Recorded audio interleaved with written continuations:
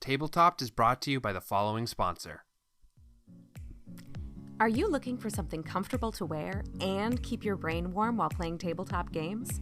Daily Dose of Yarn makes handmade, customized beanies for all of your style and comfort needs. She can even help you with a custom beanie to represent your favorite character. Check out Daily Dose of Yarn on Instagram and Etsy to order your new favorite beanie today.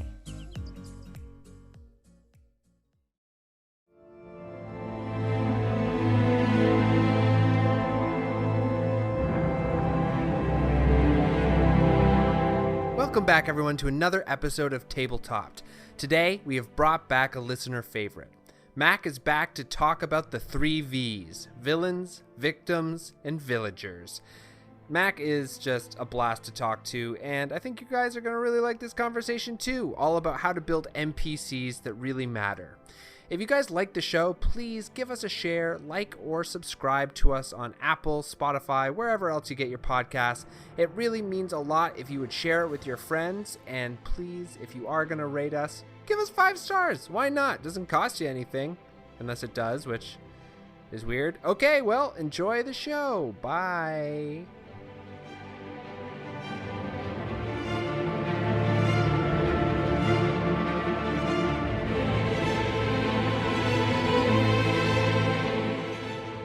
Mac, welcome back to Tabletop Podcast.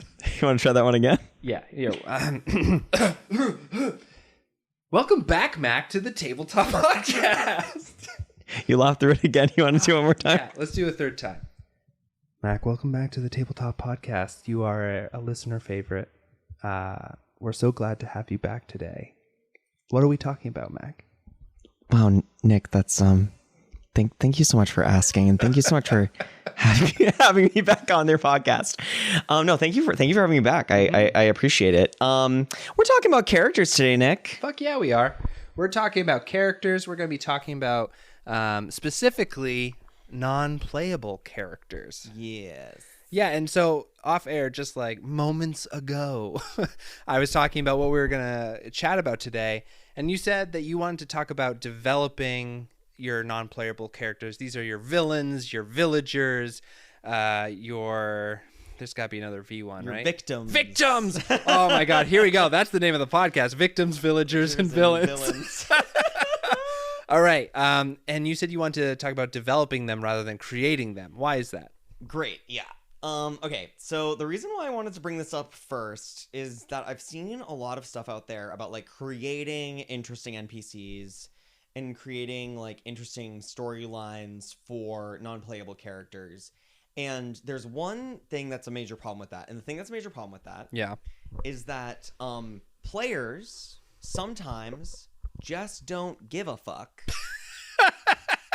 about something you've worked really hard on. Yeah, that's fair. You can create the most interesting character in the whole world. They could even have an entire novel written about them. They're so interesting.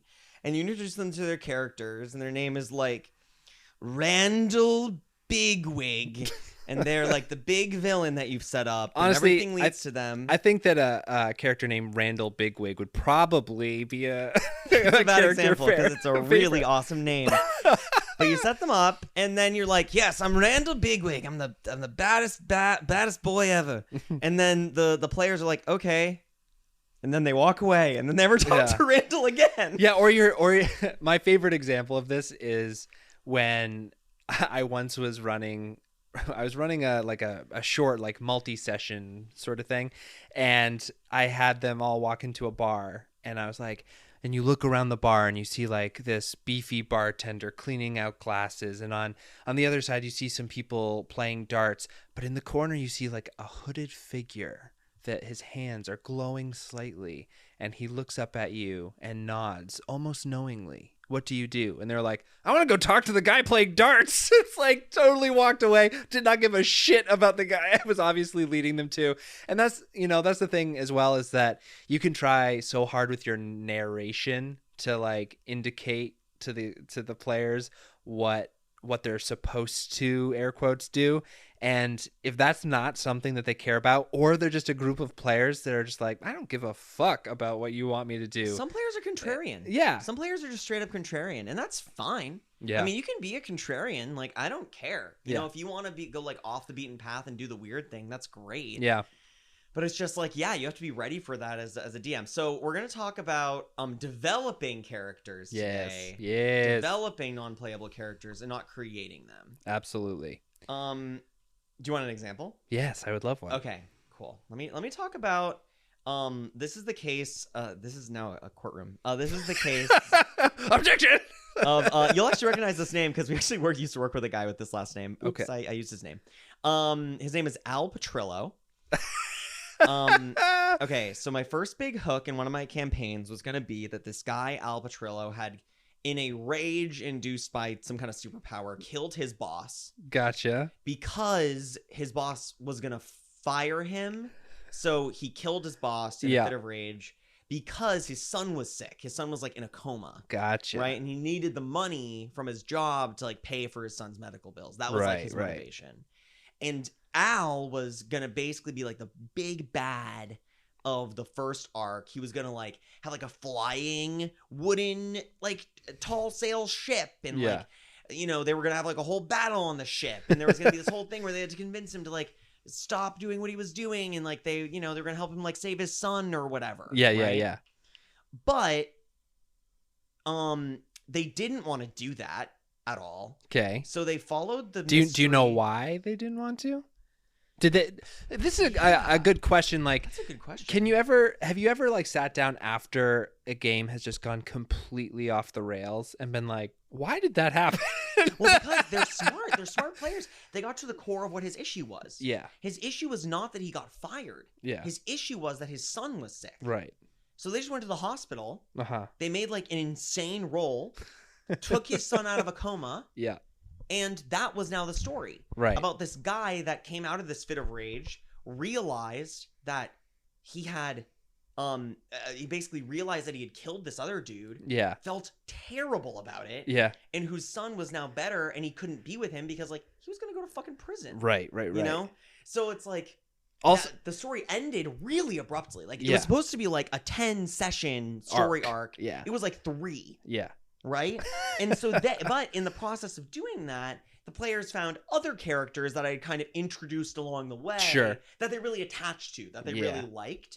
And so they started going in that direction instead. Yeah. Right? And this has happened to me all the time, where players are just like, no, I'm not going to do it. And my problem with that guy was I gave him too much of a thing, right? I Yeah. gave him too much of a thing right away. I knew exactly how to solve his problem. I Yeah. knew what his problem was. And the players picked up on that and go, okay, we're just going to solve his problem then. That's a really great point. I think that especially for villains, we're in our villain section, This is the dear villain audience. section of the podcast. We'll get to villagers and victims later at a later time.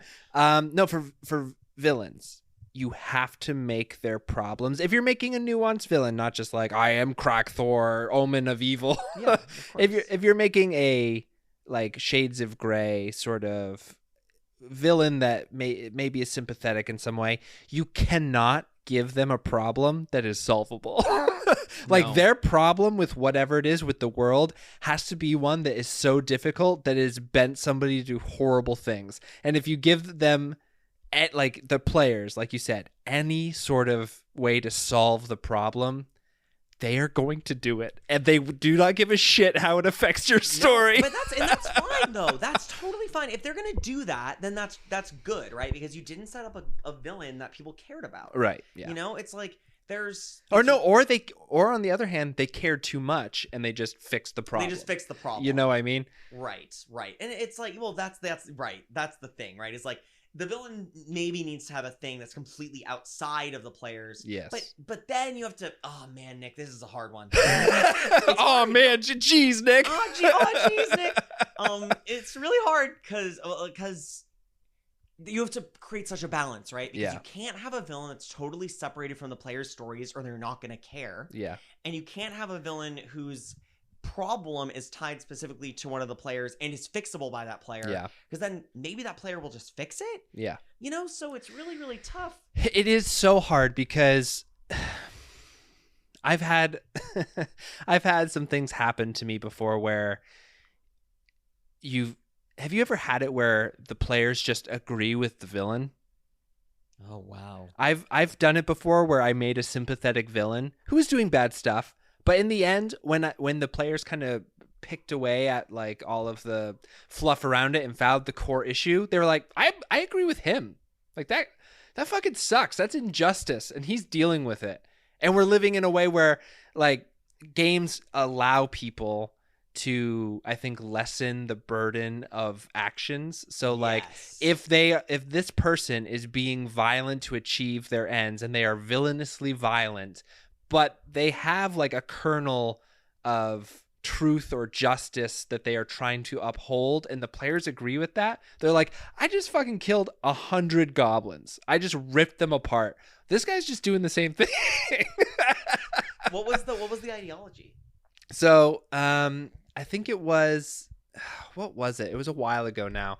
I think it was that the villain had been so badly just beaten down by the political system of this one village, where everyone essentially had just said, okay, there's not enough for all of us to live a good life, so we're just going to strip it all out of this one family. And this person's family had just slowly suffered and like eventually started dying, and he had just lost everything. And so then he was just like, I can't allow this system to continue. I'm just going to kill everybody. And then the players were like, yeah, these people, the villagers, are bad. Well, that's the thing too, is like if you make something too bad happen to the villain. I mean, well, that's the thing, right? If your goal, it depends on what your goal is. Yeah, totally. If your goal, I mean, I think, but at this point, the guy was like, doing horrible things. Right. He was doing things in a way where it wasn't like.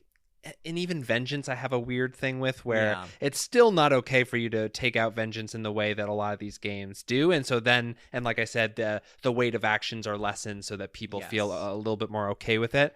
But this person had also kind of spread it out a little bit more in a sort of Punisher-esque way, where it was like, I don't care if you're loosely associated with these people, I'm still going to destroy you. So he wasn't a good dude. So ideally you wanted the players to like, air quotes, defeat him. Yeah, he was supposed to be defeated, but then it was supposed to be sort of like a launching pad for them to be like, there's like a lot fucked up here, and we need to solve this as well. It was supposed to be like part one, but then they were just like, no, this guy's right. Yeah, I mean, it's like, I mean, the players that I have will justify a lot of stuff. Yeah. As long as they don't have to negatively interact with an NPC. Yeah. Like, they really like to befriend people. Sure. To the point of which, like, one of the main villains in the very beginning of this campaign, like, this guy didn't end up going to prison, this Al guy. Yeah. He ended up just living in an apartment with his son. Yeah. And they were like, well, we'll just keep an eye on him. It wasn't his fault. He didn't mean to do it. Right. I was like, okay. Sure. And then, like, we'll just keep an eye on him. We'll just keep him locked in his house for the rest of his life. Yeah. And basically there was, and like, there was another one where, like, what she was trying to do was, so their boss, right? Yeah. They were part of the players were part of some organization that they had just joined. So they didn't really understand anything about the world or about how their powers worked or anything. Mm-hmm. And they had just joined this organization, and the boss was like a very, very, very bad guy. Yes. They didn't know this because he was a manipulator kind of guy. Yeah. And this woman that was like one of the other villains, what she was trying to do was basically like, this guy had taken so much from her, like personally, on a personal level. And she was basically trying to hurt people. Yeah. To the point where they would like, because in this world, if you hurt someone enough, they get more powerful. Like it pushes them. Yeah. It pushes their abilities bigger, past their mental limits or whatever. Limits, to the point where like they go insane. And so she's looking for it to dude, I want to play City of Mist so bad. So good, dude. She's trying to push someone so much that they'll become what's called an avatar, and they'll like basically go insane and just like destroy like this guy for her. Right. And like when they like finally like got her basically like imprisoned. Yeah. And they heard her out, one of the players was like, okay, I'll do it. Yeah. If that's what you want, I'll do it. As long as nobody else needs to get hurt, Yeah. I'll do it. I don't care. Is this the selfless one you're This is the talking? selfless one. Yeah. But it's like, it was really cool in that case because one villain became their friend, the other villain became their enemy, Mm-hmm. and sometimes in the improv thing, I said, hey, this is Mac referencing the improv episode. If you haven't listened to that, go back and listen to it. In the improv thing, I did say a lot that you shouldn't pigeonhole your players and railroad them, and that you shouldn't have like a desired outcome. Sometimes with a villain, you have to decide ahead of time that they have to die, and that's the only way. It's the only way. Yeah. Because some people's ideologies are so strong that they will die for them. Yeah. That's just the way that it is. Especially when like magic or like superpowers or whatever are involved. Sometimes it's the only way. Yeah. And like to create and to develop an interesting villain, it's like what got them to that point where their ideology was so strong. Yeah. That the only way they were going to let go of it is if they are dead. Yeah. And honestly, you have to build that. You can't just decide what that thing is right away.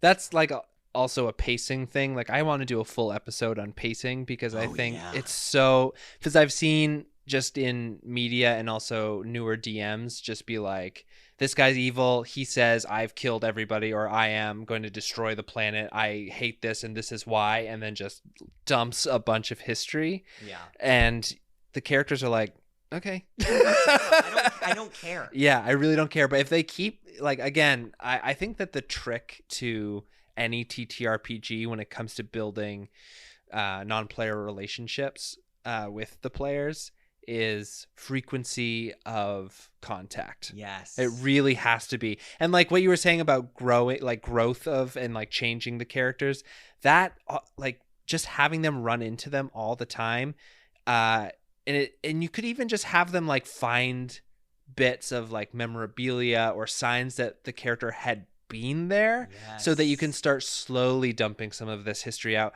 so that by the time that they get to them, they're like, oh, I found the family portrait that fell out of his pocket or her pocket, you know, in this weird crime scene that we were in, and I found like part of it scratched out, and when we were in the library we found like the page torn out of the book that was the genealogy, and we found that he or she actually had a kid, and we found the newspaper clippings that showed that the kid was, you know, horribly treated or something. Like all of that can be in their minds when then you hit the, you know, the monologue. No, absolutely. And they can be like, oh, I get it. I see. Yeah, that's so true, right? Yeah. And if you've created this huge backstory for this thing, and you've created, again, air quotes, this character, and you're just like, here it is in its full glory, right? It doesn't give you anything to play with. Totally. So I actually have an example that's sort of the opposite of this happening. So I, in Lakewood, had one of my characters was from a D&D world who had dealt with Strahd before. And when he was pulled into Lakewood through like a dimensional portal, a bit of Strahd's soul was sucked through with him because they had just killed him when he left. Nice. So a part of it came... And Strahd became J. Edgar Hoover and became the guy who ran the FBI. Of course. I mean, so yeah, the vampires ran the FBI.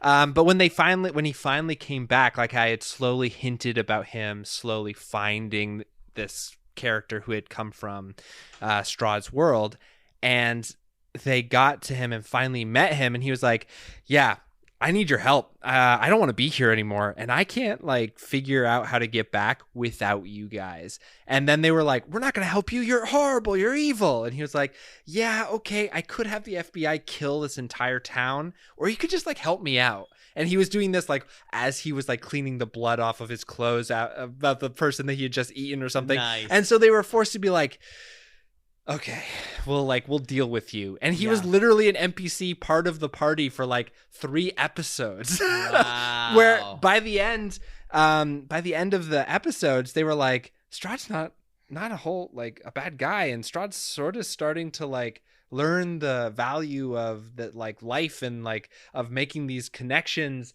in a way that they were like, maybe we don't have to like kill him, maybe we can sort of change him in a sort of way. And then the character who had come from the D&D world was like walking Strahd back to his dimension, essentially. And he saw that there was a bunch more of like Strahd's being or soul trapped behind this barrier that was trying to get out, and it was like pitch black. And he was like, what's going to happen to you when this part of you rejoins that part of you?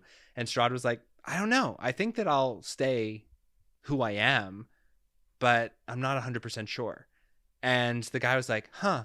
And then just fucking killed him. Wow. Because he was like, I fucking know that when he goes back, he's gonna become like a horrible, evil monster again. And so he did this really, because I had given them, when they were in this like between dimensional space, they all had cords coming out of the back of their neck that essentially was connecting them to their original dimension. Yeah. And if that cord was cut, you just sort of evaporated because you didn't have the cord. So he just cut his cord.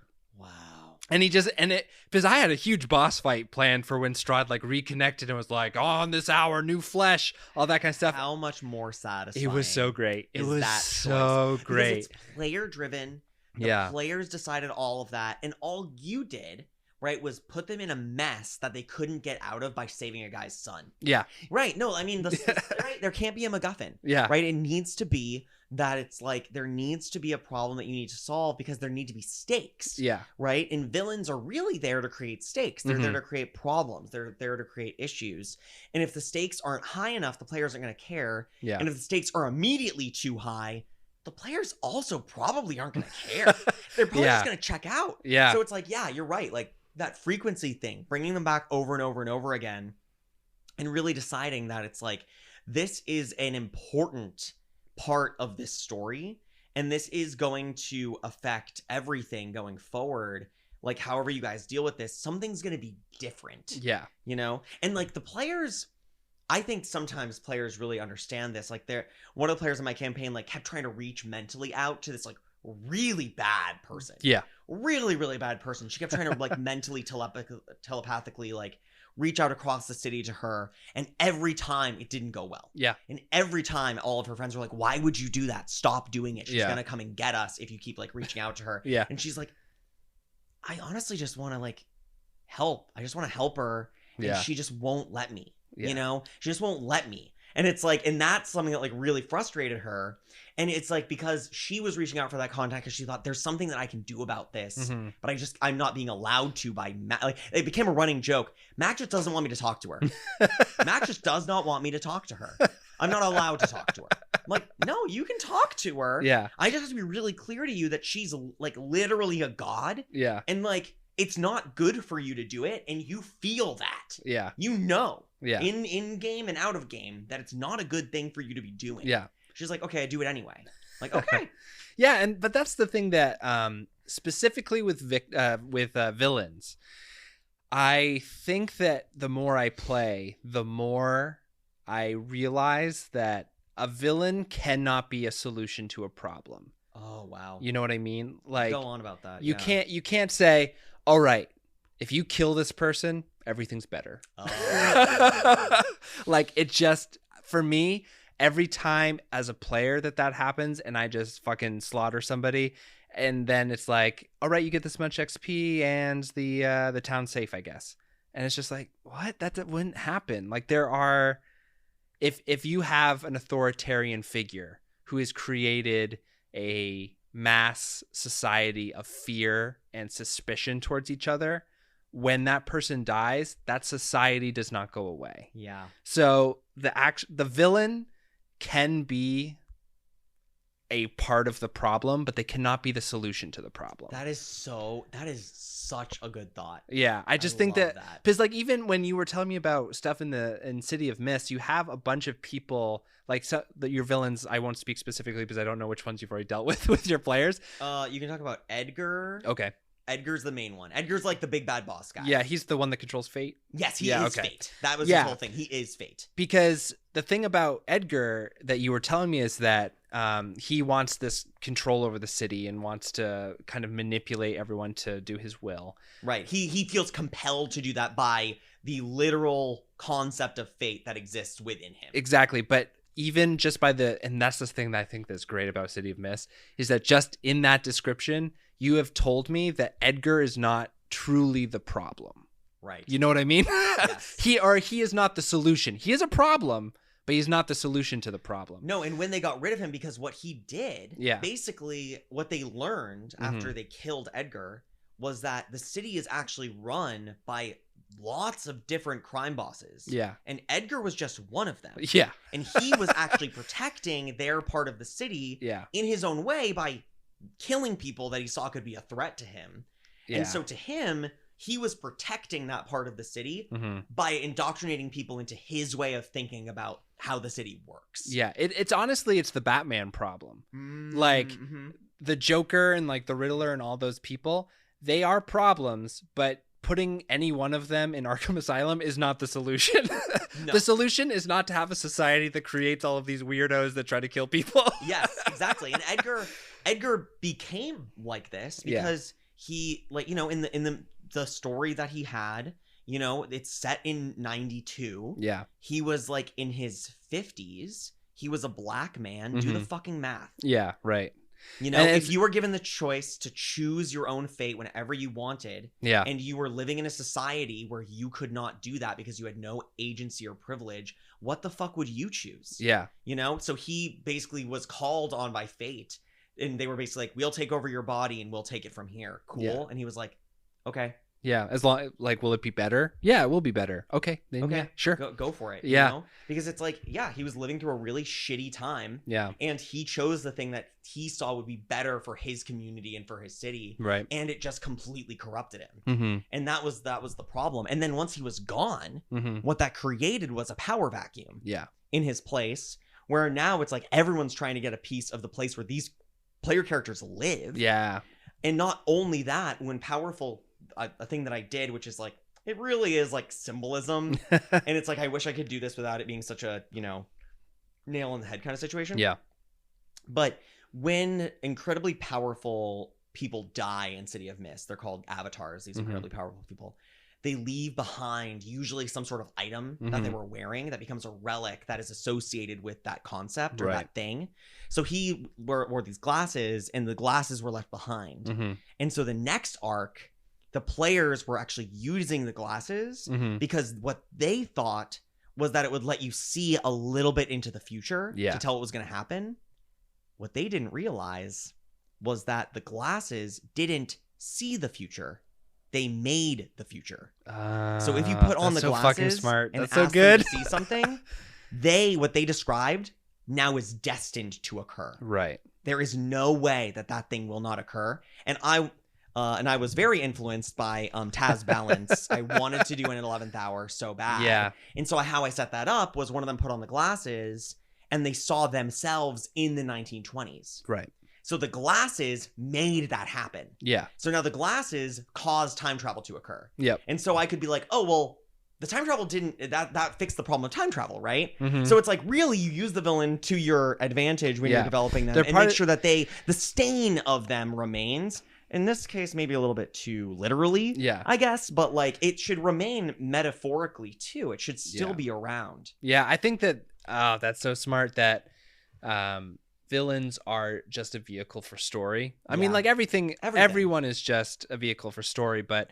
villains specifically, like what you said, that they, in the end, they were dealing with the thematic and societal issue of predestination, again, predetermination, and like the idea of individual freedom and having that idea like stripped away from you and then having to deal with that. I just think that that's really good. And I think that as well, you can, every single DM or GM can look at their villains and say, what is my villain doing and why? Like, what am I trying to evoke feeling wise from the players with them? Yeah. And then I think that the most satisfying way to run a villain is to make the players be able to come to some conclusion, some question that the villain poses, and then make the players, by the time the villain is dealt with, however that happens, make them have an answer for you. Well, yeah, and I mean, it's really about philosophy. Yeah, really, when you get right down to it. And I'm not sure if I said this on the other podcast episode, so stop me if I have. But it's like this whole idea of, have you watched Avatar: The Last Airbender? Yeah. In Avatar: The Last Airbender, almost nobody dies Yeah. in any of those fights. Yeah. There are explosions and rocks being thrown at people's heads and literally people getting suffocated with air, like lots of crazy shit. People's blood is being controlled inside of their bodies and almost nobody dies. Yeah. Because it's not about killing somebody. Yeah. It's about a battle Overcoming over them. ideology. Yes, exactly. Right? And so really that's what so it is smart. is it's a fight over ideology. And Right. that's what the player should be grappling with, right? Yeah. Because they, as people playing these characters, are grappling with these ideologies. Yeah. Right? Of like, what would you do if you knew that you were like a certain way and you couldn't control it and you had to change that? Like, what would you do? Yeah. You know, it's like, what would you do if you knew you could solve all the world's problems, but you had to dissect a few people and sew them together like monsters? Yeah. What Yeah. would you do? Yeah, right. You probably wouldn't do it because you're the player characters, you're the heroes. But this guy, this other villain that I had, another Alan, that's what he did. He was like the gateway of Frankenstein, the Dr. Frankenstein. Yeah. And his like whole thing was that he's like, I can fix things. I can fix things. Yeah. I can figure out how all these people's powers work, but I am gonna have to dissect humans to do that. Well, this is the thing that has always been interesting to me is that so American and Western storytelling went through a change in like the 70s and 80s. Mm-hmm. All of the protagonists before that, because like a protagonist is somebody who enacts change. Yeah. And after the 80s and like Vietnam and the security state became a lot more like we're the good guys, it became protagonists preventing change. Wow. So like if you think of any Marvel movie, all of the superheroes are just trying to keep things the same. Yeah.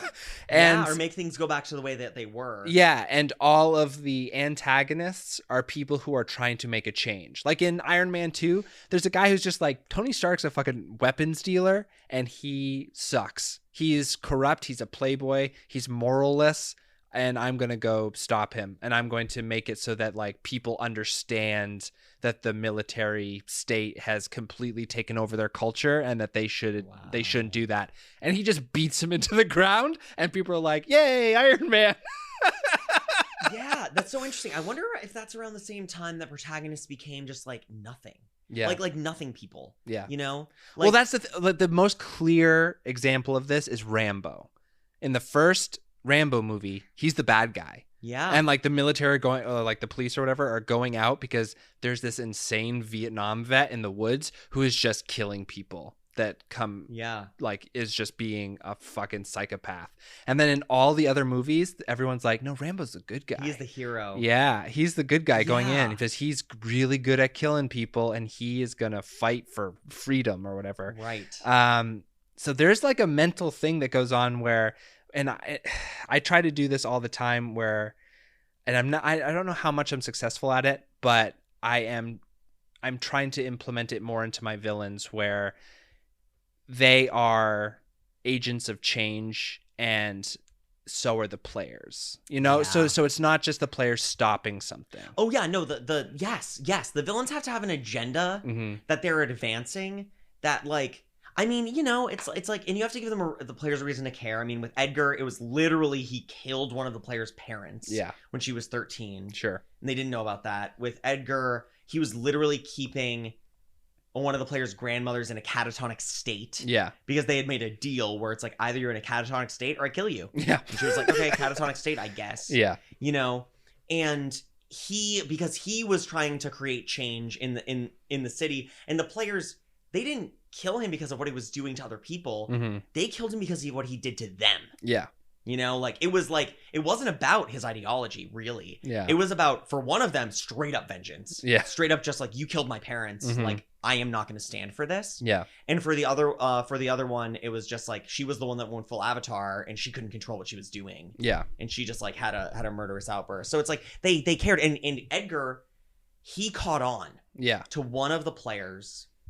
And one of the players let slip that they knew about him when it was just the two of them alone. Yeah. And Edgar had an ability where he could like shift fate. Yeah. So it's like, oh, in a different timeline, we're not standing here right now. We're standing on the top of that building right now. And he can do that a few times a day. So he teleported one of the players to the top of the building and he said, I'm really, really sorry about this, but nobody else can know. And Yeah. he like pushed him off the building. Ah, And so now that player, he managed to get out of it. 'Cause Yeah. I knew he would be able to get out of it. I wasn't just going to do it to kill him. yeah, He got out of it. And then, of course, like he was like, Edgar's going to try and kill us if we don't kill him. yeah, It's him or us. Like, Yeah. we don't have a choice, yeah. you know? This is because I also do want to shift because we've already set up this great title of We villains, have to talk victims, and about villagers. Villains and villagers. That's right. Victims and villagers. villagers. That's But right. the last thing I want to talk about when it comes to villains, and we could probably come back to this another time, but this happens all the time in the games that I'm a part of, where someone will set up a villain and then the players will end up just trying to like talk people, like it just becomes a thing where everyone's just trying to talk each other in circles out of things. Yeah. And man, I don't know how you get out of it sometimes, because the players have morals and sometimes they're just like, no, I'm not, like, this person is flawed or whatever, but we need to try to come to a conclusion that's not. I also had a really great talk with my friend recently about how all of these TTRPGs are set up to always include violence as a solution. Yeah. And There are systems for it. yeah, it's like literally built into the system that Especially, violence is an outcome. I haven't played. Honestly, like I haven't played a lot of different TTRPGs. I know D&D 5e Mhm. straight up has a combat system. Yeah. City of Mist actually doesn't. Okay. It has moves. Yeah. That you can interpret in many ways because it's a powered by the apocalypse system. Yeah. I mean, Monster of the Week is about killing monsters. That's Yeah, what it it's has- about. Yeah, both Urban Shadows and Monster of the Week have Combat systems. combat where you always take damage when you do combat, but it's built into the game that you're going to do combat. Right. It's so interesting that City of Mist you don't. That's really cool. You don't have to. Yeah. You actually don't have to, because there's a move called Hit with All You Got. Yeah. Which is just basically how they describe it in the book. Amit Moshe, by the way, is the guy who created City of Mist. Yeah. If you have a chance, look at their website. They have PDFs. I've looked at the website. It's a well-made website. It's a It's well-made beautiful. website. It's It's so cool. But they have this move called Hit with All You Got, which is like with a clear opening. Yeah, You can try and impart all damage in City of Mist is called a status. sure. So you can impart a status on someone. Yeah. You can actually do a debate Mm. in game with roles and the system, because it's like, That's oh so well, cool. I went toe to toe with them. I've made them see from my point of view. Now I'm going to hit them with all I got to Yeah. really drive home my point. Oh, that's so cool. And then, I love you that. give them a status which is like convinced for. And it's Yeah. like, okay, like I guess you're right.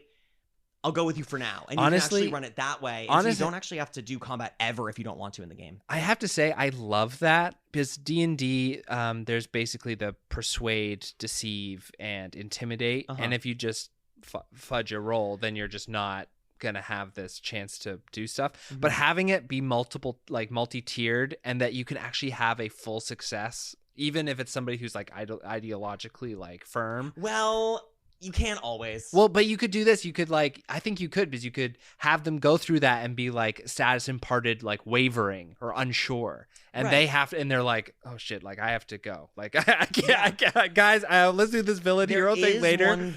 There is one villain. Her name is Sarah. She is like in City of Mist. She is the embodiment of the mist. That's Yeah. her whole deal, Yeah. right? She created the way the city is because of her. Yeah.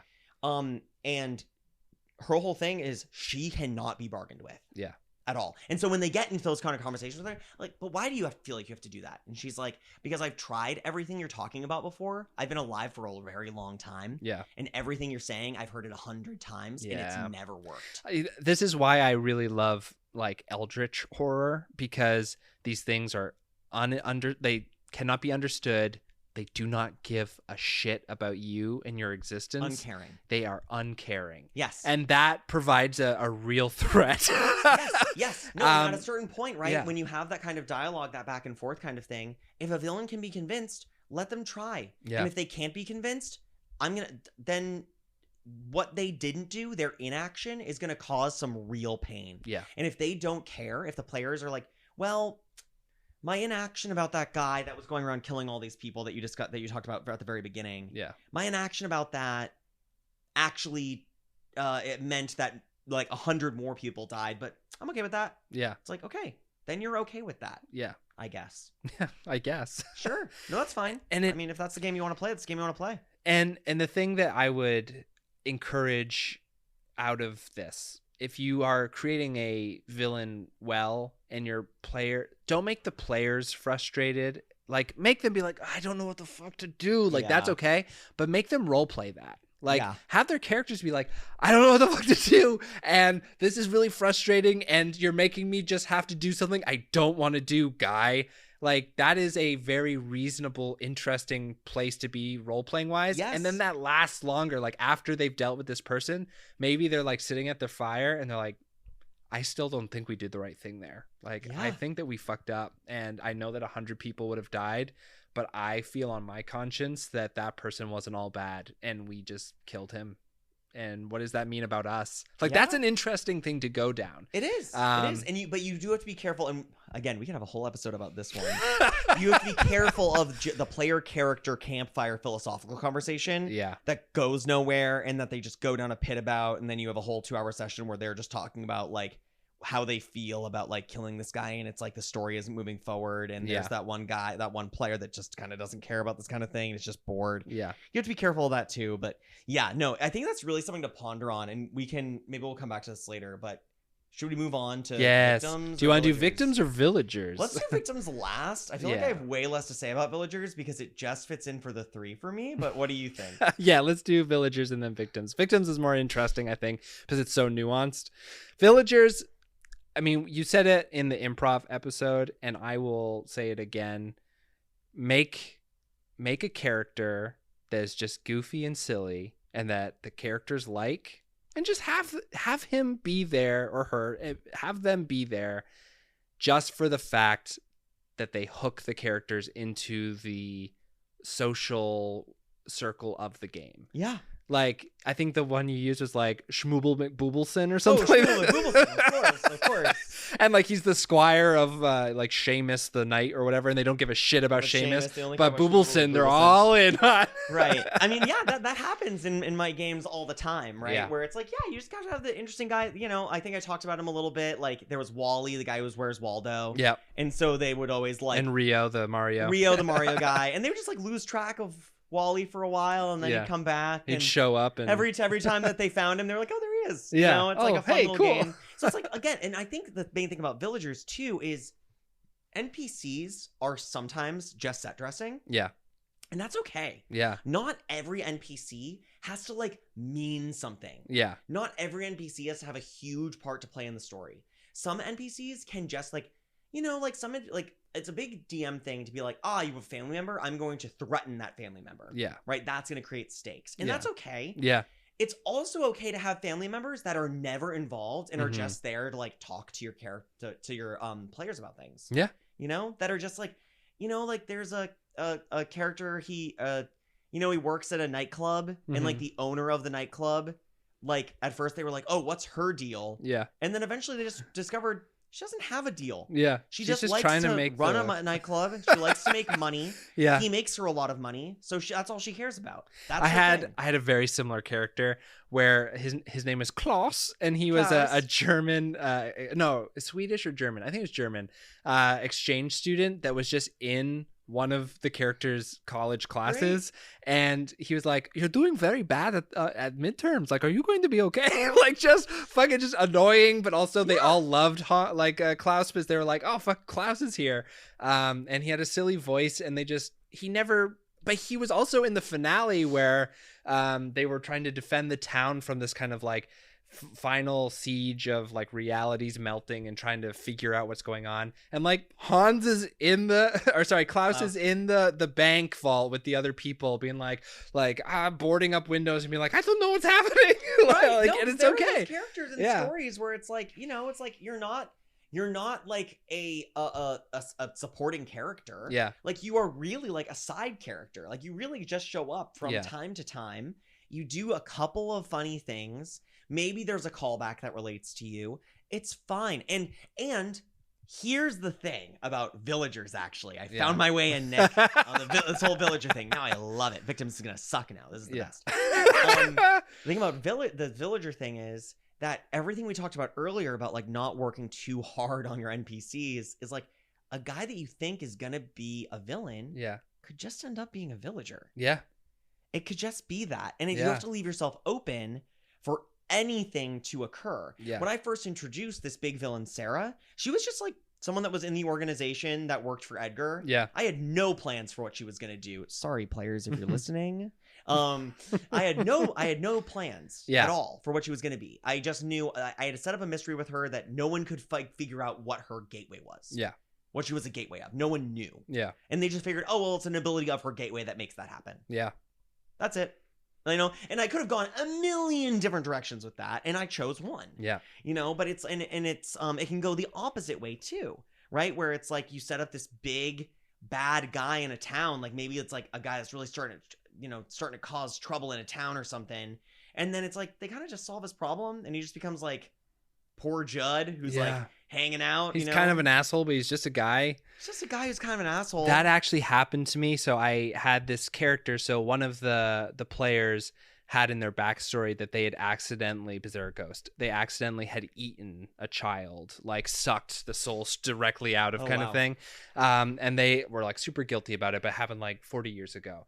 And then in one arc, I was like, okay, I'm going to bring that, like that person, like weird things were happening. Like time was kind of slowing down for this character. And then like a voice was talking to her. And then like, she saw this rabbit outside her house and like time had stopped in a weird way, and just like the rabbit's head split open and this like thing started climbing out, and I was like, hey, it's me. Like you thought I was gone for all those years ago, but I'm here. And I was kind of thinking like this is gonna be like a fun bad guy, and it ended up just being like that character was actually another NPC that they knew and really liked, Sun. And it was just kind of like a nice reunion when they figured out all the problems, and this weird ghost child got his body back and then was like reunited with his mom, and then was just like a really fucking weird dude for the rest of the game, but just a dude. Like sometimes that's the case, right? Yeah. It's like, and these things can shift and they can ebb and they can flow, but you have to be ready for that big plot hook character that you gave for them to just become a normal dude. Like, and it's okay. Yeah, it's totally okay. It's really for me about what the players latch onto, and it's not. You can't always make it a self-fulfilling prophecy, right? Because if you do, the players are going to catch on. And they're going to be like, oh, well, the second I tell you that I care about this person, you're going to make them the bad guy, or you're going to make them like the hero that's going to save the day, or you're going to make them really important. Yeah. But it's like you can't always follow the player's lead on that thing, even though I think you usually should. Mm-hmm. But you can from time to time, you know, just like leave someone there totally open-ended. Yeah. Wait to see if the players latch onto them. And if they do something about it. And if they don't. I have a lot of characters, and this is like a real peek behind the screen. Mm-hmm. I have a lot of... So in City of Mist, you're right. You're either asleep. You have no idea what's going on in the city. You're a gateway where you're, you know, something's happening.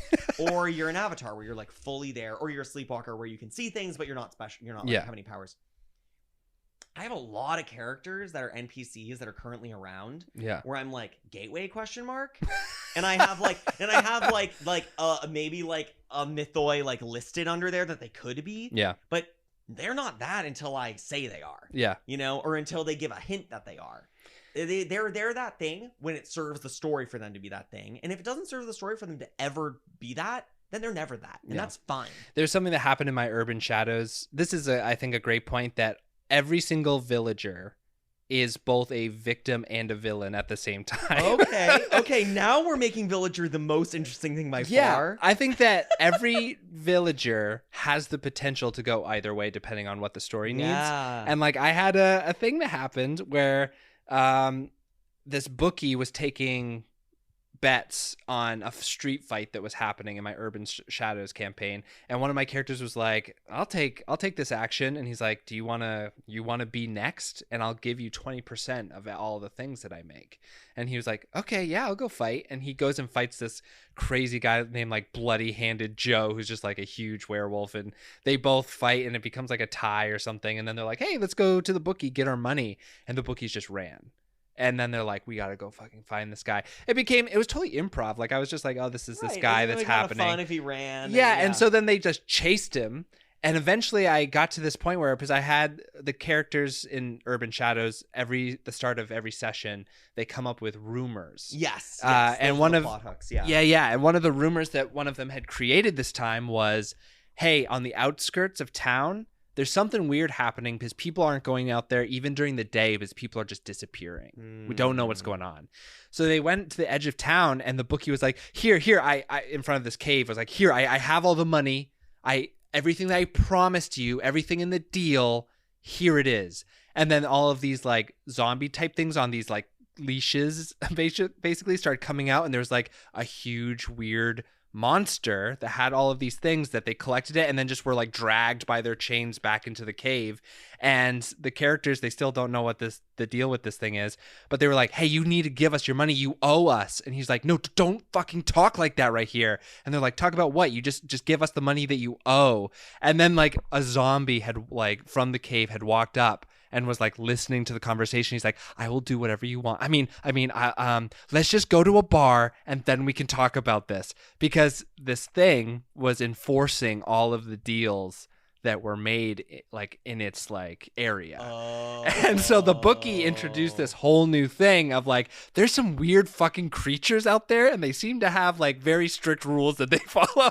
Cool. And so like, that's what I'm saying, where all it like that villager became a villain by stealing all their stuff that they had to deal with, and then became a victim to this other thing that was out there, and then went back to being a villager kind of NPC person by the end of it. So it's like these things, they're very they shift back and forth. They can change from session to session, and don't get too holy about it. Yeah, totally. You know? Don't get too stuck as a DM being like, no, this is the way that this character is, and they can't ever change. Yeah. It's like sometimes characters go and change. Even if your players are like, I reach them at the core of their personality, and I know that their character arc is resolved, and they're never going to change. It's like, they could. Yeah. Why not? And this is another thing about even like low level, especially specifically for D&D, this is something that I've always sort of wrestled with, is that especially for lower level monsters that are humanoid, like, you know, bandits, like, if someone is standing over you, has just killed 5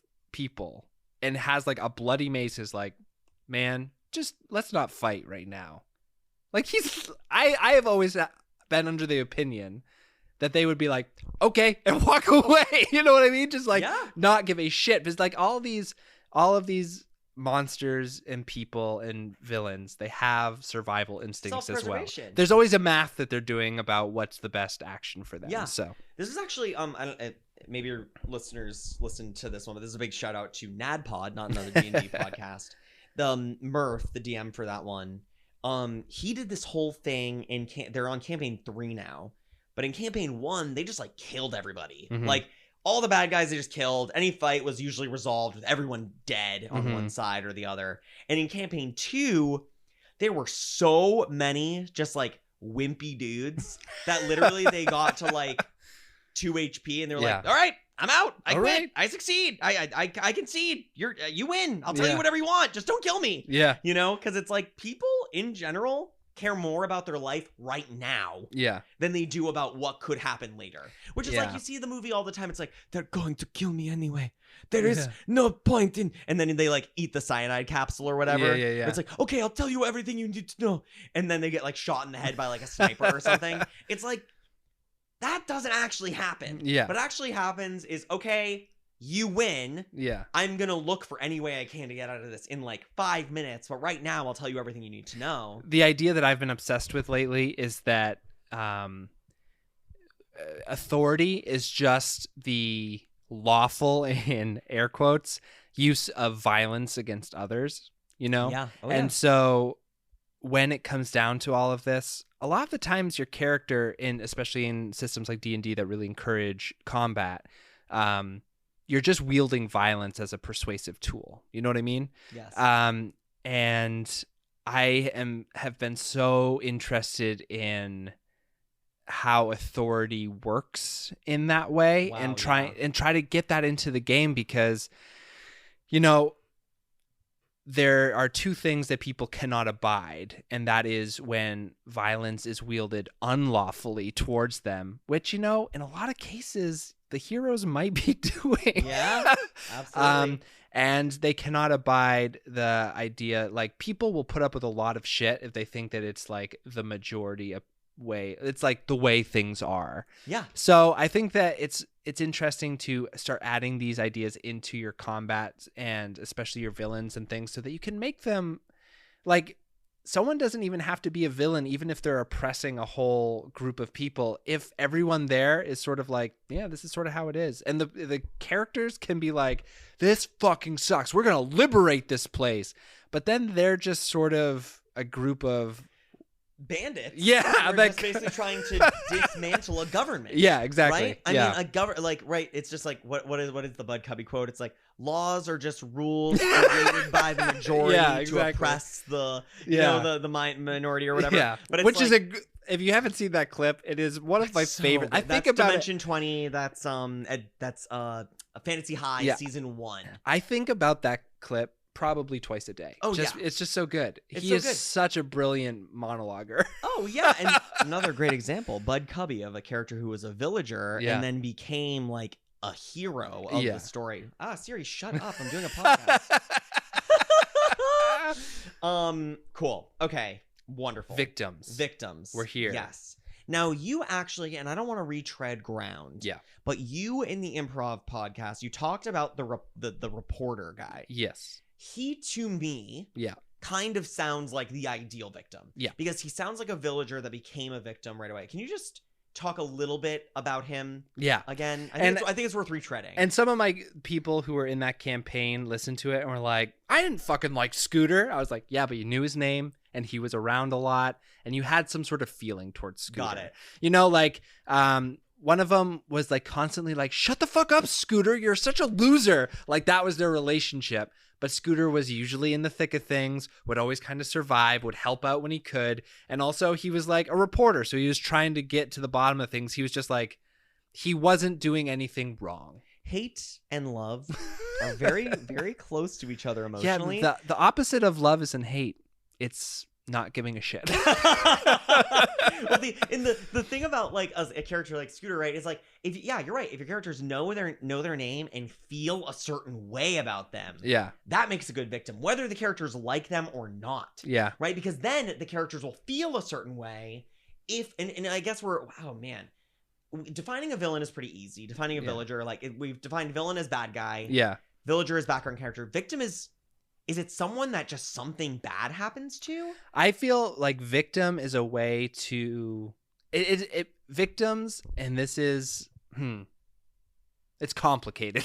Oh yeah, because there are victims that are used as plot devices. Yep, like Scooter was in the end, right? Or like the traditional damsel in distress kind of thing. Yeah, and they like the most traditional. Yeah, the most traditional plot device heavy trope is just a mechanic to make the characters make choices. Right. And the victim in the Scooter thing was me saying, do you go to Scooter? Because you see that they're running at you guys. Scooter is there. Your friends are over here.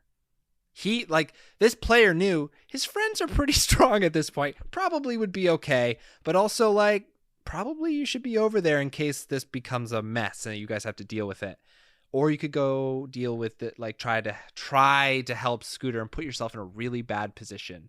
And he was like, I go to my friends. They're the people who matter to me, which is a really, I don't fault that decision at all. Honest, in the moment. I mean, it's you see some guy that's on fire and you see your family, surrounded by smoke. Yeah. Do you run to try and put that guy out with no equipment to do so? Yeah. Or do you go to your family to try and get them out of the Exactly, yeah. So I don't I'm not like, see, you're a bad person for what you did. Scooter, you little bitch. Yeah, exactly. No, but he went to his friends and then Scooter paid a price.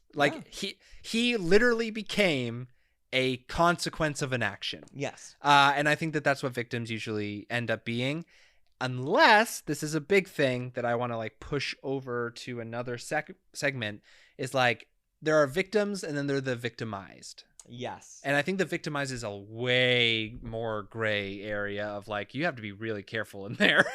Oh, 100. No, absolutely. Absolutely. Yeah. And in most, and it's with the victimized, it is really, really hard, especially since, a lot of players aren't here for real life problems. Yeah. It's and in a way, I think that victims are a way of bringing enough of that in that they feel some sort of emotional or gut reaction, but is, still a game. Absolutely. And I think that victims maybe too are like they don't have to die, right? They're characters that aren't strong enough to help themselves. And so the players need to help them. Yeah. And sometimes that's a really good way of putting it, of like they are not strong enough to enforce what their will and what is like good for them. Yeah. Whether or not that's good for everyone else, whatever. And maybe that's the only difference between victims and villains, is that villains are strong enough to enforce their will. Wow. You know what I mean? Yeah. Yeah, well, I mean, like, okay, so there was a this actually made me think of something. In City of Mist, there was a whole thing where there was this really bad dude. His name was Shen. Yeah. He was a really, really bad guy. He was like shark lawyer by day, gateway of Oda Nobunaga by night, like samurai guy that was like basically the right wing to this Sarah person. Like, really bad guy. And he had basically was holding a gateway that they knew hostage in her home, right, with her little sister and her mother, who are not like particularly magical. Like her little sister's like a little kid. Yeah. And this woman, her name was Yuri. She was basically like tasked by him. He was like, "Okay, I'm gonna stay here. I'm gonna keep your family hostage. Yeah. And you are going to get the information I need out of your friends. Yeah. And if you don't get it, I'm gonna kill your family. Yeah. Okay." And so who's the victim there? They all are. Yeah. Right? Because Yuri isn't strong enough to fight him. Yeah. He's incredibly powerful. And her story arc came from her being a victim. And then this was her voice. I'm going to do Yuri for a second. Sure. I'm sorry. I'm so sorry. Can I just say, I'm so really sorry. Can I just say something about, I'm actually a little worried that I'm so sorry. I don't mean to say that you can't do that. I'm really sorry. But what I mean to say, right? She was like that. Yeah. So she was so nervous and so shy and so like was cripplingly muted by her own personality that she was incredibly powerful. Yeah. And she totally could have protected her family. But the thing that was in her way was her inability to make decision and to like speak up for herself. Yeah.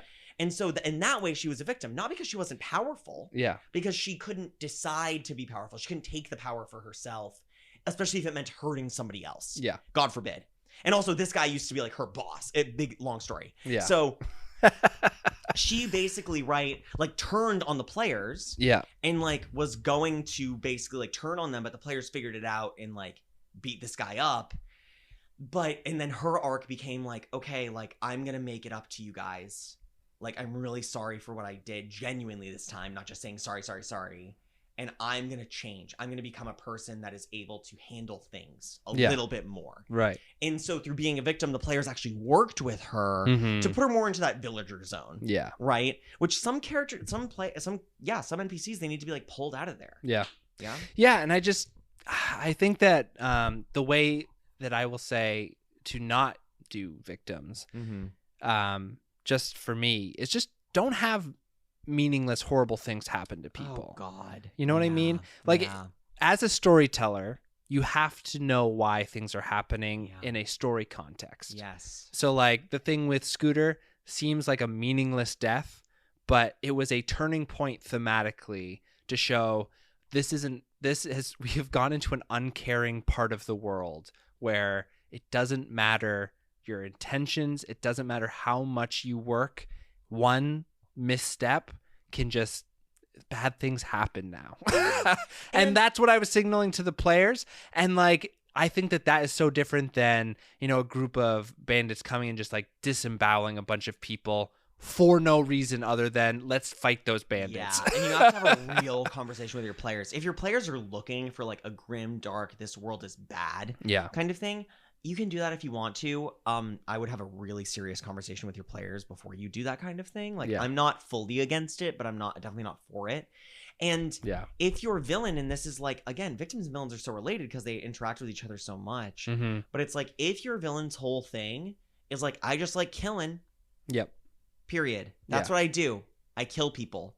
But this is the thing, is that villains are not monsters. No, monsters are completely different. Monsters are basically animals. Yeah, exactly. That have like a predatory drive. But what you just said of like, I just love killing, that's an animal. That's a monster at this point. And it's like, I'm killing you because I need to eat. Yeah. I need to eat. to survive. And I don't understand that you are sentient. Yeah. And so I'm going to eat you. Or even just like, you're sentient, I'm semi-sentient in some monster's case, but like I eat you. I mean, like we do this to like pigs, you know?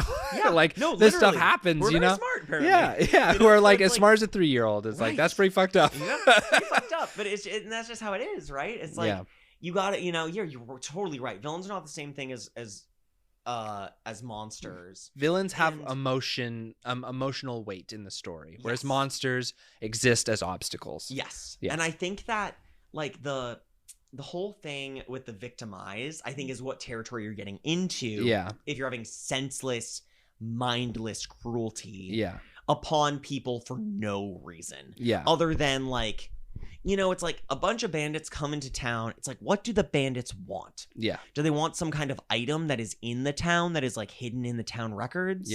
Do they want money? Do they want to have ownership of the town because it's an important waypoint between two other towns? That you can't just have them show up and just like be there and not have any reason for them to be there. One of my favorite villains actually in all time in television. Have you ever watched Boardwalk Empire? No. Bobby Cannavale plays this guy named is it Gyp Rossetti? I think his name is. And his whole deal is that Steve Buscemi fucked with him. Steve Buscemi like made a bad deal with him, did not follow through. He took that personally. And so what he does is he goes to a small town that is on a route between Atlantic City and wherever they're trying to ship alcohol to. It's about bootlegging.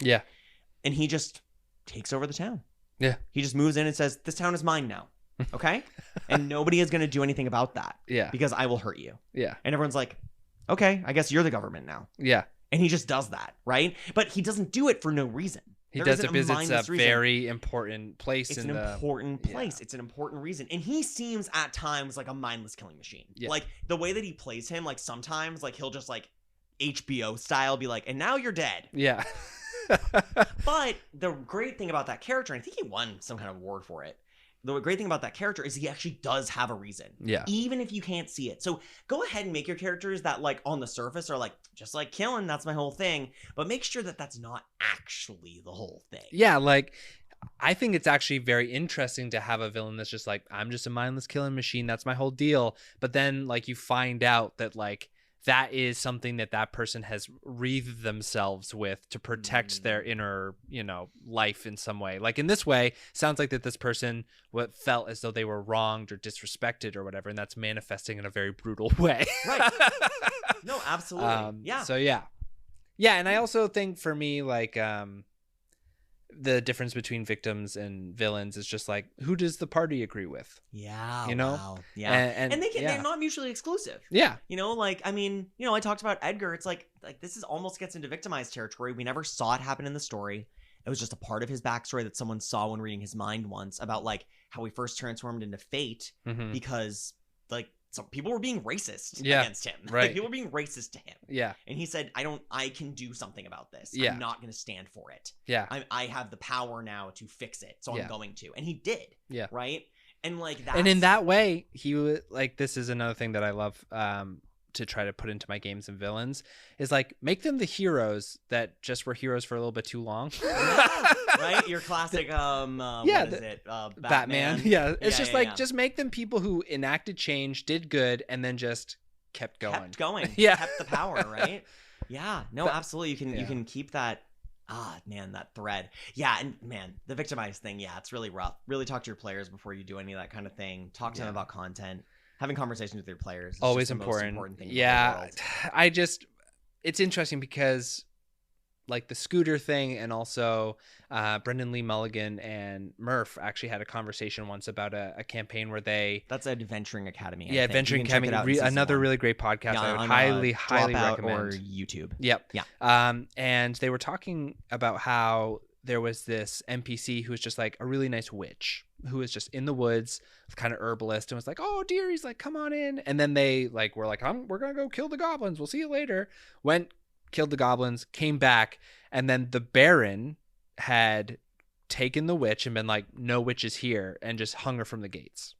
And then the DM was doing that so that because they were being very flippant about the game, and just not investing emotionally. And the only thing they had really emotionally invested into was this person. And so then it was like, you guys left and this is what happened to her. And the Baron is still there. What are you guys going to do? And then they were all like, we're going to fucking kill the Baron. like it provided a story, right? Exactly. A start of a story. Yeah. And like that scene, it is sort of like a senseless thing, but also it served a story purpose. So I'm just saying Victims is a really rough. It's a rough road to ride, and it's easy. It's sometimes easier because you can hide behind the veneer of fantasy. Yeah. But if you're playing in like a realistic world like City of Mist, like I'm just gonna say it right now, like myself and my players are all white people. Yeah.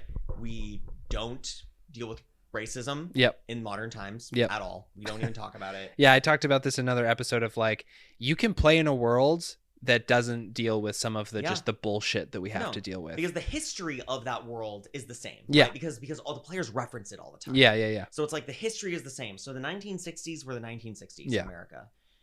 But they've made more progress into the 1990s in the game. Yeah. That's what we've decided. Yep. We've decided that there is no sexual violence. Yeah. Sexual violence is not a thing in this city. Probably no homophobia. There's no homophobia. Yeah. We don't talk about that. Yeah. You know, like there's an LGBTQ population that is like thriving and awesome because that's what the players want to interact with and care about. Yeah. You know? So it's like, if you're gonna have that kind of like real world oppression stuff in your games, like, you know, just talk to your players. Yeah. Just have a conversation. Yeah, like it can seem really compelling when you're like in that example, it's like, okay, there's a thriving gay community in this town. And they like go away and then they come back and like there's just a horrible sort of hate crime that's happened. Someone at your table could be like, this is really close to home. Really triggering. Yes, this is really triggering. Yeah, racism too. And any kind of, And like you can get the same story out of it by just taking and changing parts of it to be less hurtful. You know what I mean? I guess. Yeah. Like, so my advice is to look at what you're trying to do strategically, story-wise, and then you say, do I have to involve real fucking things that people have to deal with every day, you know? And if the case is like, I want our table to confront some of the issues of the day, like if your players are down with that, do it. Like, be careful, but do it. And it's like, if you're at that point, maybe just go devise a play. Yeah, because at that point you're really you're doing social activism. Yeah, you know, which it can be very valuable through role-playing games, but maybe isn't for everybody. Yeah, totally. You know? Yeah. All right, so that's villains, that's villagers, that's victims. We got all three Vs. We got all three. The three Vs. Mac, is there anything else you want to talk about? Anything that you're just like you've wanted to say and I've just kept cutting you off? Anything like that? Oh my god, about character development? About non-player character development.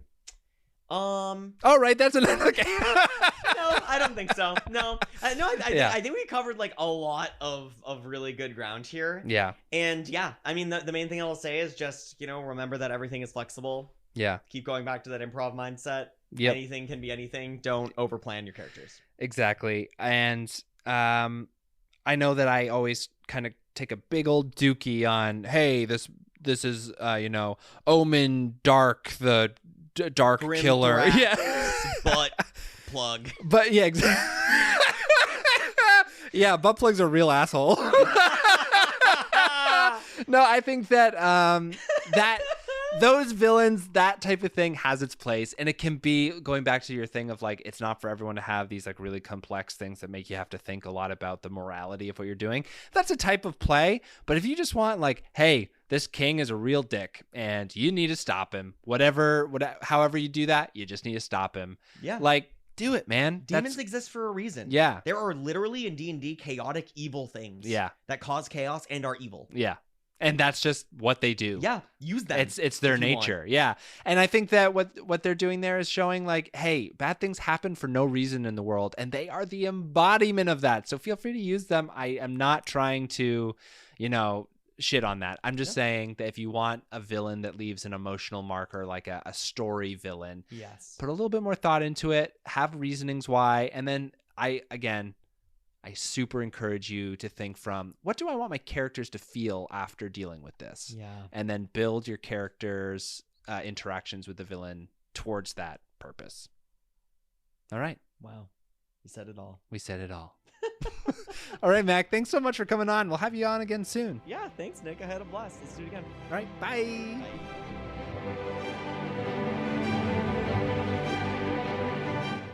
There you have it, another episode come and gone. Luckily, there's another bonus episode ready for you next week. If you're interested in being a part of the show, either by sending in some listener mail or questions or topics you'd like us to cover, you can do so at tabletopodcast@gmail.com or at tabletop at Twitter. We listen and read all of your messages, so please send those in if you're interested. And again, if you rate us 5 stars, if you share us around with your friends, if you comment on the different platforms where you get your podcast, it really helps people find us, and we appreciate it a ton. Anyway, I'll see you next week for another episode of Tabletop.